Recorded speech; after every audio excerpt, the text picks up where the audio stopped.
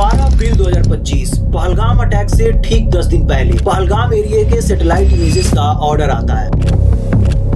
जून 2025 Maxar technologies US based एक satellite imagery company के platform पर पहलगाम एरिया के सैटेलाइट इमेजेस के ऑर्डर आने शुरू हुए। ये सैटेलाइट इमेज इतने हाई रेजोल्यूशन के होते हैं कि 30 या 15 सेंटीमीटर के इमेजेस से आप वेपन्स, लोकेशन या फिर किसी व्हीकल के नंबर प्लेट को भी इजिली स्पॉट कर सकते हैं। 2 फरवरी से लेकर 22 फरवरी 2025 तक इन्हीं इमेजेस के ऑर्डर अचानक से डबल हो गए। नॉर्मली 5 से 6 ऑर्डर्स आते हैं, लेकिन फरवरी में टोटल 12 ऑर्डर्स प्लेस हुए। 12 अप्रैल 2025 को एक फ्रेश न्यू ऑर्डर प्लेस किया गया अटैक से ठीक 10 दिन पहले, और 22 अप्रैल 2025 को पहलगाम में टेरर अटैक होता है। क्या बोलते भेलपुरी खाड़ी पे मेरा पति साइड में था, एक इंसान आया उसने उसको गोली मार दी। मेरे पति का बच्चा लो, प्लीज आस्क फॉर हेल्प।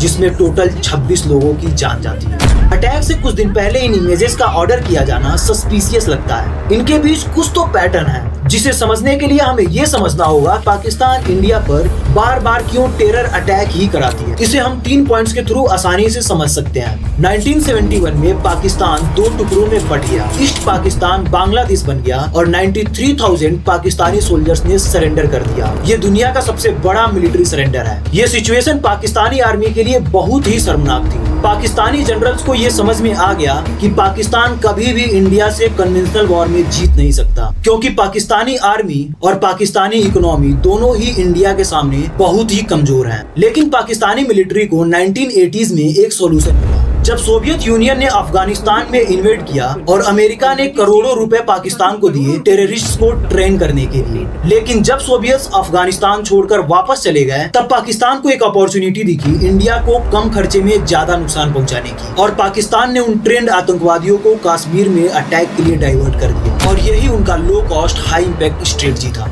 इन आतंकवादियों में लश्कर ताइबा और जैसे मोहम्मद जैसे ट्रेंड ग्रुप थे। Mirza Aslam Beg army chief of Pakistan ने कहा था कि हम इंडिया का खून बहाएंगे, और ठीक इसके स्टेटमेंट के बाद इंडिया में 26/11 का हमला हुआ। इस अटैक में लश्कर ताइबा के 10 आतंकवादी थे, जिन्होंने मुंबई जैसे बड़े शहर को 60 घंटों के लिए सीज कर दिया था, जिसमें लगभग 150 लोग मारे गए और हमारे कई जवान भी शहीद हुए थे। इस घटना की इन्वेस्टिगेशन और सिक्योरिटी के लिए इंडिया को करोड़ों रुपए खर्च करने पड़े, और यही थी उनकी low cost high impact strategy जो यहाँ काम कर गई। क्योंकि एक टेरर अटैक प्लान करने में लाखों रुपए खर्च होते हैं, जबकि अटैक के बाद उस सिचुएशन को हैंडल करने के लिए करोड़ों रुपए खर्च करने पड़ते हैं। और इतना सब होने के बाद ये लोग प्लॉजिबल डिनाइबिलिटी का गेम खेलकर बचने की कोशिश करते हैं। प्लॉजिबल डिनाइबिलिटी मतलब किसी काम को खुद करना और उसे करने के बाद मानने से इनकार कर देना। ठीक यही काम करता है पाकिस्तान। पहले तो अटैक करवाता है और फिर कहता है कि हमारा उसमें कोई भी हाथ नहीं है, और खुद को इंटरनेशनली क्लीन दिखाने की कोशिश करता है। जैसे मसूद अजहर जो पुलवामा अटैक करवाया था, जिसमें हमारे 40 जवान शहीद हुए थे। इसी मसूद अजहर को अब्दुल रऊफ ने 1999 में IC-814 प्लान को हाईजैक करके इंडिया से छुड़वाया था। अब्दुल रऊफ इस मसूद अजहर का भाई है, जिसे अमेरिका द्वारा 2010 में टेररिस्ट घोषित कर दिया गया था। इस अब्दुल रऊफ का हाथ इंडिया में 2008 में हुए 26/11 हमले में भी था, और इसी अब्दुल रऊफ को मारे गए आतंकवादियों के फ्यूनरल प्रेयर को लीड करते हुए देखा गया है। और ये भी देखा गया कि इस अब्दुल रऊफ के पीछे पाकिस्तानी आर्मी भी खड़ी है।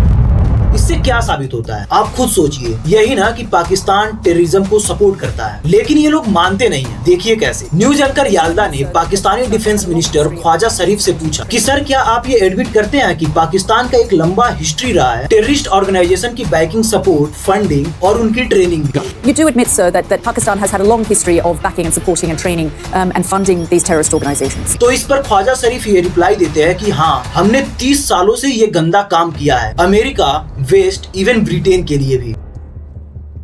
Well, we have been doing this dirty work for United States for about 3 decades, and West, including Britain. उन्होंने ये भी कहा कि ये हमारी एक गलती थी जिसके लिए हमने सफर किया है। That was a mistake, and we suffered for that. March 2019 former president of Pakistan Imran Khan ने भी इस बात को एडमिट किया था। उन्होंने ये कहा था कि ये ग्रुप तब एग्जिस्ट करते थे जब अफगानिस्तान में सोवियत के खिलाफ यूएस लेड अफगान वॉर हुई थी। पहले की गलती तो इमरान खान ने मान ली थी, लेकिन अब की सच्चाई वो एक्सेप्ट नहीं कर रहे हैं, और वो ये कह रहे हैं कि पाकिस्तान अब ऐसे सभी सभी जिहादी ग्रुप्स को बंद कर चुका है। और ठीक ऐसे ही ख्वाजा शरीफ ने भी लश्कर तैयबा के एग्जिस्टेंस को नकार दिया। Let me tell you, Lashkar-e-Taiba is a name from the past. It is totally defunct. It does not exist. मतलब इससे यही साबित होता है कि पाकिस्तान पहले वही गंदे काम करती है और फिर उसे मानने से डिनाई कर देती है। और इतना ही नहीं, जब पाकिस्तान को न्यूक्लियर बम मिला तब इनकी टेरर स्ट्रेटजी और भी बढ़ गई। तब ये गेम खेलने लगे स्टेबिलिटी इनस्टेबिलिटी पैराडॉक्स का, जहां पाकिस्तानी जनरल्स ये कह सकते हैं कि उनके पास परमाणु हथियार है, इसलिए इंडिया कोई भी रिस्पॉन्स नहीं करेगी और कोई मेगा वॉर नहीं होगा, लेकिन लो स्केल वॉर हो सकती है। इन छोटे छोटे टेरर अटैक की वजह से कारगिल और पार्लियामेंट अटैक में ये हमारे सामने आया। इंडिया वॉर लड़ना तो चाहता था, लेकिन दोनों ही न्यूक्लियर पावर देशों के बीच वॉर संभव नहीं था। अब ये तो आपको पता चल ही गया कि पाकिस्तान कोई भी वॉर इंडिया से नहीं जीत सकता। हर बार उसे हमारे सामने घुटने टेकने पड़ेंगे, इसीलिए वो हमसे वॉर नहीं लड़ता, टेरर अटैक करवाता है। अटैक के पहले पहलगाम एरिया के सैटेलाइट इमेजेस का ऑर्डर आना सस्पिशियस क्यों लगता है? मैक्सर टेक्नोलॉजीज उबैदुल्लाह सैयद के साथ पार्टनरशिप करती है। मैक्सर टेक्नोलॉजी वही कंपनी है जो सैटेलाइट इमेजेस बेचती है। Ubaidullah Syed, founder of BSI, US से illegally sensitive data Pakistan atomic energy commission को एक्सपोर्ट करने के जुर्म में पहले ही पकड़ा गया और जेल में भी रहा। पाकिस्तान एटॉमिक एनर्जी कमीशन वही एजेंसी है जो पाकिस्तान में मिसाइल्स और न्यूक्लियर वेपन्स बनाती है। ध्यान देने वाली एक और बात है कि PAEC में पाकिस्तान की मिलिट्री का डायरेक्ट इन्वॉल्वमेंट है, वही मिलिट्री जो टेरर अटैक प्लान करवाती है इंडिया में। मतलब उबैदुल्लाह सैयद का मैक्सर टेक्नोलॉजीज के साथ मिलना और उसके मिलने के बाद फोटोज के ऑर्डर में इंक्रीमेंट होना और पहलगाम अटैक के बाद सैयद के साथ मैक्सर टेक्नोलॉजीज का पार्टनरशिप तोड़ देना, इसका पहलगाम अटैक के साथ कुछ तो बड़ा कनेक्शन लगता है। और मुझे लगता है कि इस चैन का अच्छे से जांच होना चाहिए। पहलगाम अटैक से पहले 16 अप्रैल को पाकिस्तानी आर्मी चीफ आसिम मुनीर ने एक बड़ी भद्दी स्टेटमेंट दी, जिससे ये पहले ही कंफर्म हो गया कि कुछ तो होने वाला है, क्योंकि उसने इस वीडियो में बोला था कि हम हिंदुओं से अलग हैं, हमारा धर्म अलग है। We are different from the Hindus in every possible aspect of life. Our religion is different. Our customs are different. Our traditions are different. Our thoughts are different. Our ambitions are different. And we will not leave our Kashmiri brethren in their heroic struggle what they are waging against the Indian occupation. और जब attack होता है तो ये news सामने आती है कि वहाँ लोगों से धर्म पूछा गया, कलमा पढ़वाया गया और जो लोग हिंदू निकले उनको मार दिया। इस घटना से उस पाकिस्तानी आर्मी चीफ के स्टेटमेंट का डायरेक्ट रिलेशन दिखता है। इसके बाद पाकिस्तान से ऐसी बहुत सारी वीडियोज आई जिसमें वो लोग इस घटना की जिम्मेदारी लेने से इनकार कर रहे हैं और ऊपर से ये भी बोलते हुए नजर आए कि इंडिया ये अटैक्स खुद पर खुद ही कराता है। पहलगाम में जो हमला हुआ है, 27 जानों का ज़िया हुआ है, हम इसकी पुरजोर मजम्मत करते हैं।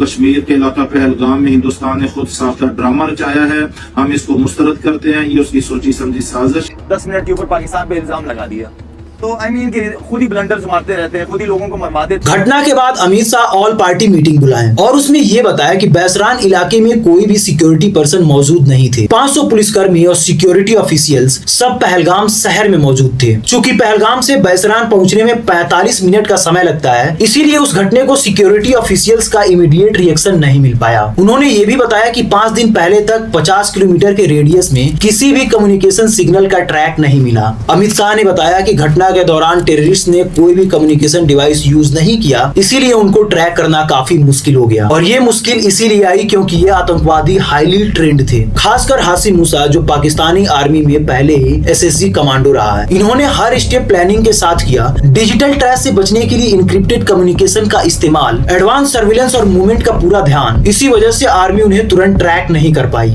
और वो लोग यहाँ से भाग निकलने में कामयाब रहे। हसीम मूसा ने सितंबर 2023 में भारत में घुसपैठ की थी और तब से जम्मू एंड कश्मीर में कई आतंकवादी गतिविधियों में वो शामिल रहा है। अक्टूबर 2024 में जम्मू एंड कश्मीर के गंगागीर एरिया में एक बहुत भयानक आतंकवादी हमला हुआ था, जिसमें एक डॉक्टर और 6 माइग्रेंट मजदूरों की जान चली गई थी। इस हमले का भी मास्टरमाइंड हसीम मूसा ही था। इस हमले की जिम्मेदारी पाकिस्तान बेस्ड लश्कर तैयबा के front group the resistance front TRF ने ली थी। मूसा के अलावा 2 और आतंकवादी इसके साथ इस हमले में शामिल थे और इन तीनों पर 20 लाख रुपए का इनाम रखा गया है। पाकिस्तान हमेशा से यही भद्दे कारनामे करते आया है, लेकिन इस बार हमारी इंडियन आर्मी ऑपरेशन सिंदूर के थ्रू उसे मुंह तोड़ जवाब दिया है। अब तक कुल 9 आतंकियों के घरों पर एक्शन हुआ है। सेना ने 9 आतंकियों का घर ध्वस्त कर दिया है। साउथ कश्मीर में 7 आतंकियों के घर जमींदोज कर दिए गए हैं, तो वहीं नॉर्थ कश्मीर में 2 आतंकियों के घरों को ध्वस्त कर दिया गया है। कम्युनल वायलेंस को बढ़ाने के लिए सोशल मीडिया पे हजारों मैसेज स्प्रेड किए जा रहे हैं और फेक न्यूज भी फैलाया जा रहा है, लेकिन मैं आपसे बस यही कहना चाहता हूं कि आप किसी भी कम्युनल वायलेंस को हाइप देने वाले मैसेज का सपोर्ट ना करें और ये वीडियो आप अपने दोस्तों के साथ भी शेयर करें।